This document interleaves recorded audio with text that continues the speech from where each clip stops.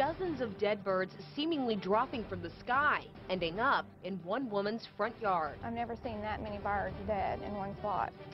Well, that woman's story in just a minute, but first, let's bring you up to date. Yeah, thousands of birds dropped dead in the Mid-South over the holiday weekend, and biologists are left scrambling to figure out why this happened. In Arkansas, 3,000 red-winged blackbirds, common grackles, and European starlings seemed to fall from the sky starting last Friday. Autopsies ruled out poisoning, but one biologist just put out a hypothesis of his own, saying the birds may have been asleep in a single tree when a washing machine type thunderstorm sucked them up into the air, disoriented them, and then eventually fatally soaked and chilled them. Well, adding to this mystery, though, is the fact that a local woman started finding numerous dead birds outside her Marshall County home around Christmas time. Local 6's Lauren Adams has tonight's top story. And Lauren, do we know if there's a connection between these two? Well, Scott, as you know, both cases are still being investigated, so really it is too early to tell.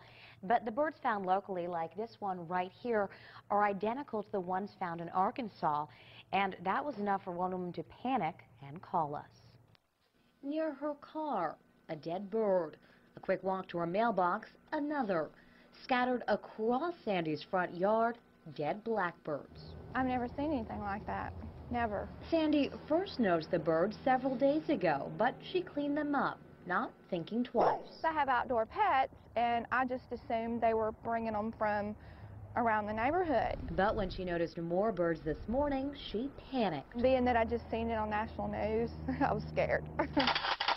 She snapped this picture and asked us to investigate. When I started seeing more and more, I thought this has got to be something. So we went to her home and one by one we picked up the birds, taking them to an expert. Do you mind taking a look at what we brought you? Sure, no problem. Off the bat, wildlife biologist Ken Osmond says he wasn't too concerned. They range in the millions of numbers right now. 6 birds out of a million is not really that many. And while he couldn't say for sure, he guessed the birds simply succumbed to the elements. Probably just some sort of winter stress.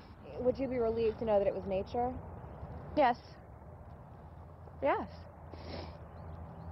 Very. But still, partial answers aren't providing much relief for Sandy. It's creepy.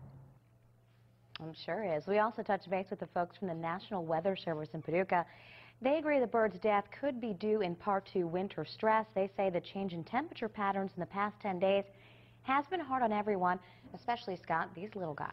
The weather has been a little extreme. Thanks very much, Laura. Well, we checked in with several other fish and wildlife outlets and even some of Sandy's neighbors. No other birds have been discovered or reported there. Now, if you do discover dead birds, fish and wildlife say they can be contacted to remove them.